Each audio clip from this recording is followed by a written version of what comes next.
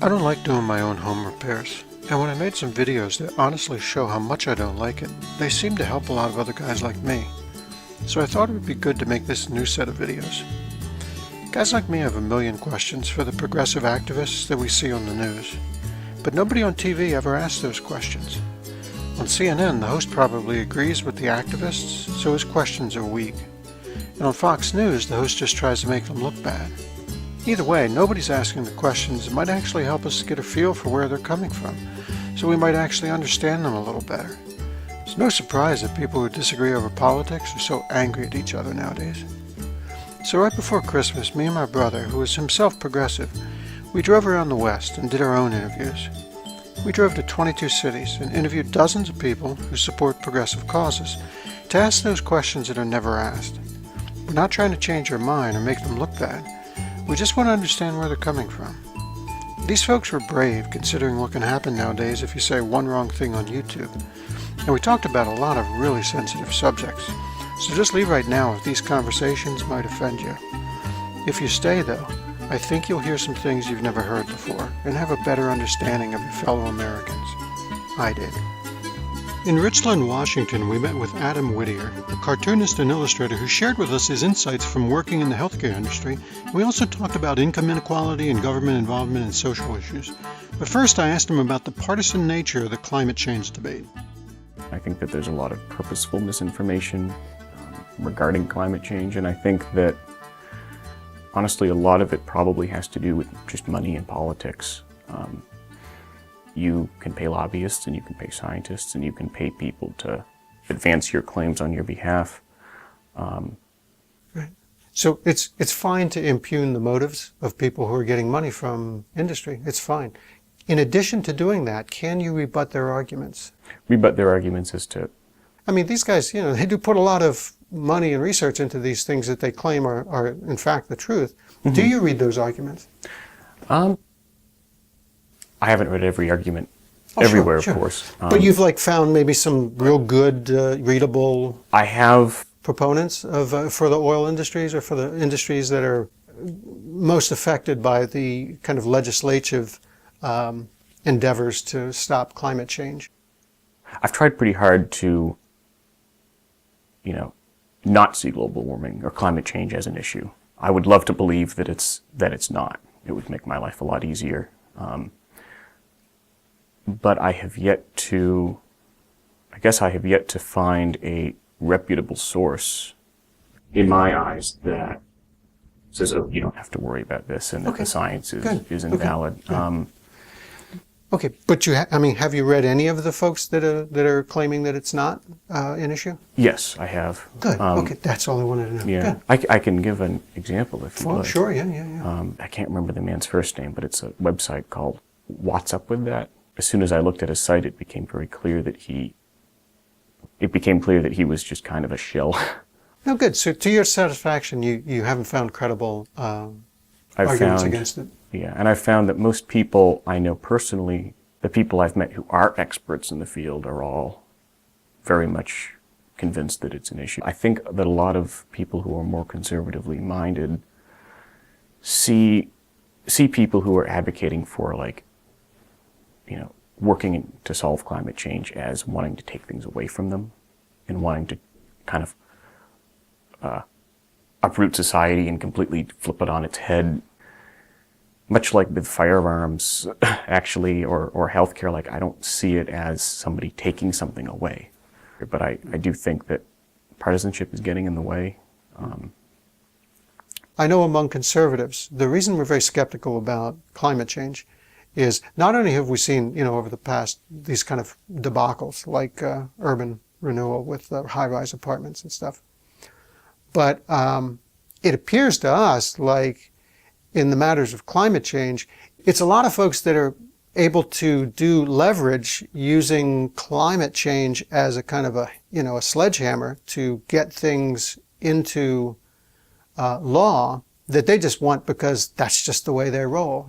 They like electric cars. They like urban transit instead of people driving on their own.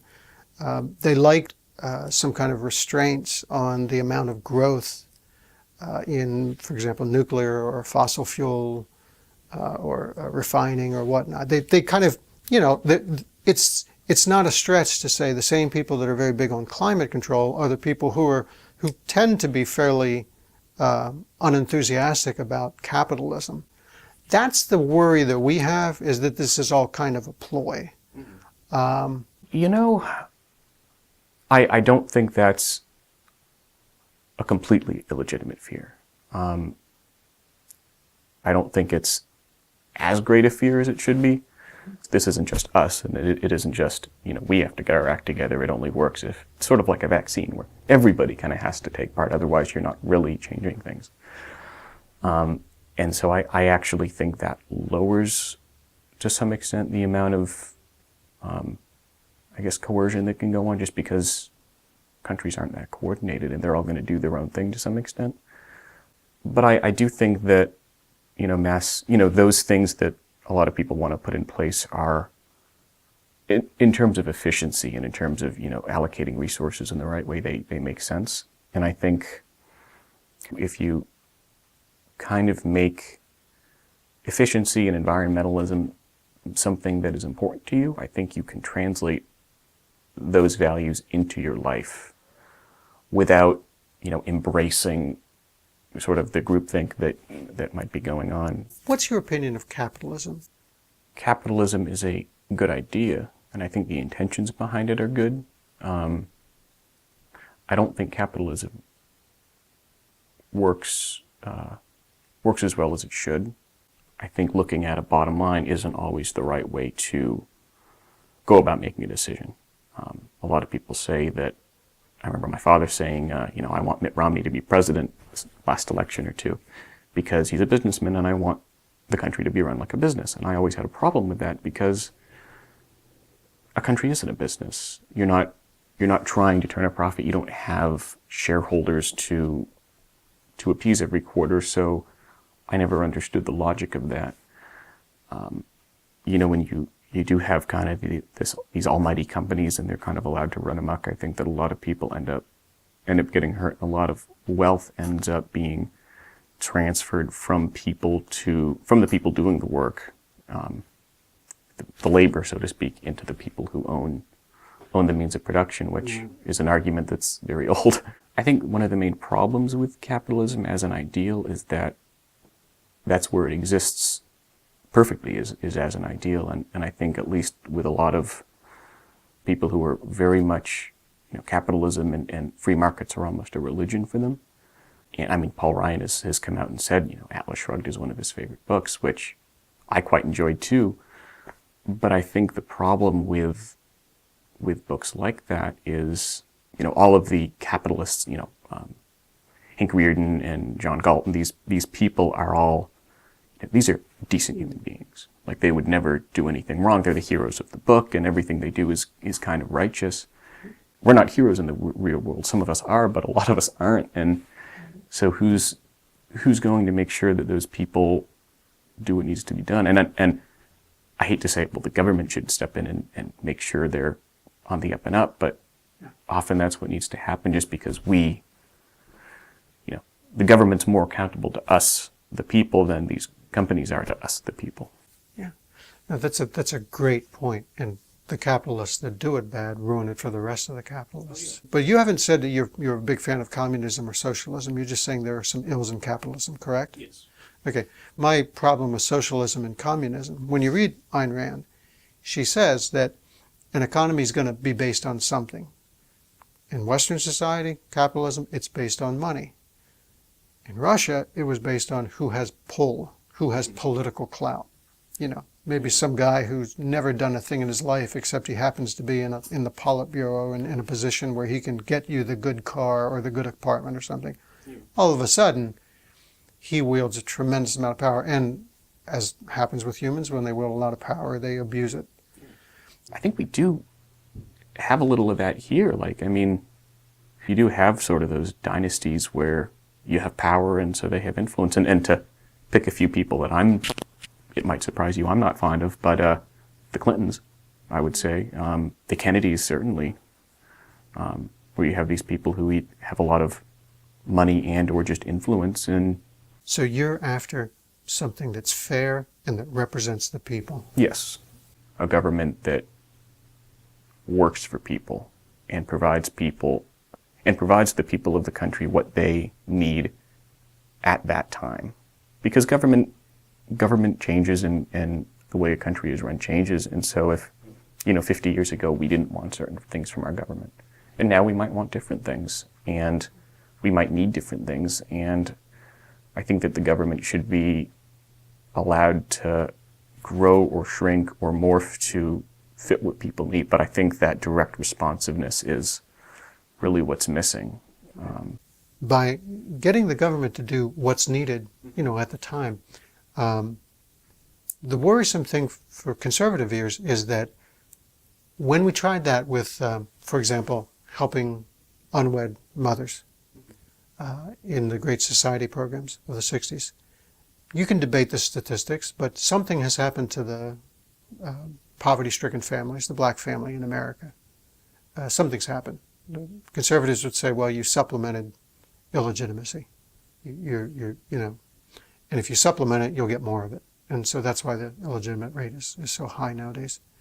And that's also very similar to our objections about the government trying to do anything else. So it sounded a bit like you were saying, well, the government needs to do for people what it needs to do at the time. It sounded like you were kind of getting into maybe Obamacare or the Affordable Care Act and maybe universal health coverage. Is that something you think is maybe right for this time for the government to provide? I would say the government should absolutely provide universal health care at this time.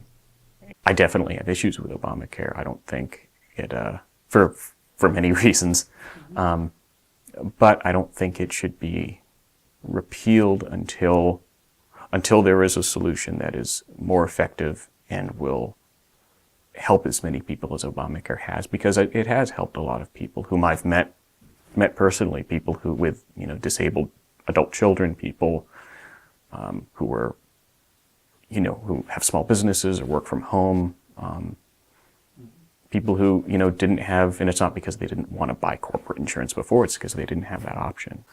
One of the worries to me is, when I was a little boy, for whatever reason, good or bad, I knew that I had to get a good job in order for me to have a family and for that family to be covered with health insurance. And so, kind of that was the deal, okay? I better work hard, I better study hard, I better get a good job, because I'd like to have a family and I'd like to be covered with health insurance. Are you afraid at all of the unintended consequences by just making that a right? By saying, well, whether you have a good job or not, whether you're, whatever the outcome, you're going to be covered. Mm-hmm. And what next? Do we do housing next? That's my worry. I worked hard, everybody claims they work hard, right? But worked my whole life to get to a place where everybody's covered and we've got good coverage. And now everybody's going to get it for free, and that may affect my coverage. It has affected my coverage. My coverage is not as good as before Obamacare now. Mm-hmm. I just say, wow, why'd they do that? That wasn't the deal. Yeah, and I definitely understand that. My question was, do you see any unintended consequences? Yes. We supplemented unwed mothers, and we got more of them. Mm-hmm. And, it's great that we did that. We're trying to do, prenatal care now, more healthy children, et cetera, et cetera. Yeah. But we have gotten more of them. There are unintended consequences that happen with things. So I just wonder what down the road will happen if everybody does have universal health care. I would actually be willing to argue that the opposite would be true, where, I'll preface that by saying you're always going to have the bad apples and people who just want as much as they can get for free, mm-hmm. and who don't want to work and mm-hmm. just kind of want to sit back and watch TV and let the world give them things, and that bureaucratic teat just can't get swollen enough for them. So no, that's a legitimate concern, but you're going to find people like that everywhere. My perspective is that if you don't have to, and this is a personal issue for me, being a freelance illustrator and artist, is that I'll either have to marry somebody with health care or take a job that I might not like and that might not really fit what I'm trying to do, do get health care. And I see that in my own family. I see that with a lot of people. But I also see a lot of small businesses that are getting hurt because either their employees, like where I work, have to go without health care, or which is bad for them, and they fall between the cracks of Obamacare, so they're paying like hundreds of dollars a year because of that penalty, and they're still not getting health care. So I think it would actually free up a lot of independent businessmen and also small business people to kind of pursue, because they don't have to worry about, okay, healthcare, we don't have to worry about that now. Now we can focus more on, providing better customer service, or they can worry about making the business side better, and they don't have to worry so much about the nonsense, like the backdoor stuff. The core competency. Yeah. And I think that's really important in terms of you getting a job, working hard at that job for insurance. I certainly get that, but at the same time, you get a lot of people working at jobs they don't like, and so, I would say, well, where's the pursuit of happiness here if you can't, take an entrepreneurial risk, start your own business. You can't, look for a job that you might have trained for a position, you might have a lot of experience in a position, but maybe doesn't have health coverage. You can't do that. So I think it would open up more doors for a lot of people. Oh, that's a good point. That's a good point. I think that stressors like that, like, worrying about healthcare and am I going to be covered and how much do I have to make, and if I make more, will my premiums go up, and am I going to, there's a lot of worry there. And I think that, I guess what I'm saying is I agree with you that people are going to mooch, and I agree with you that Obamacare is flawed, but I don't see universal health care as exacerbating those problems, especially if people get together and really work on a solution there that truly does benefit everybody. And in terms of you were saying that you didn't want these people to be getting health care for free, like. I just worry what it does to the national character if nobody has to work very hard anymore. I think people, I would give Americans more credit. I think that people, by and large, want to work. I, at least, honestly can't see my tax dollars going to something more admirable and more worthwhile than making sure the person next door to me has the healthcare coverage that they need. Maybe it's because I've worked in healthcare, and maybe it's because I've dealt with a lot of people who are down and out, and just I see these people and say, shit, like if they had access to preventative care 15 or 20 years ago, they would be a completely different person in a completely different state of mind, just because I've seen people who are crippled now because they couldn't go to the doctor then. If there's a better way to do it than the government getting involved, I'd love to hear it. I used to see the government more as this thing, like this big bad thing that, like, I don't want the government in my life, and I don't want the government doing X, Y, and Z. But like it's my red-headed stepchild. Like, I better love it, and I better work hard to make it better, because what else is there? So I'm more enlightened to the idea of, well, we have this thing that is very much imperfect, but how can we get our hands in it, and how can we get it better? If that answers your question. So ends this interview in our Drive to Understand series. That was cartoonist Adam Whittier in Richland, Washington, who I'd like to thank for sharing his views. I hope you may want to support the series by liking the video and subscribing to the channel. Thanks.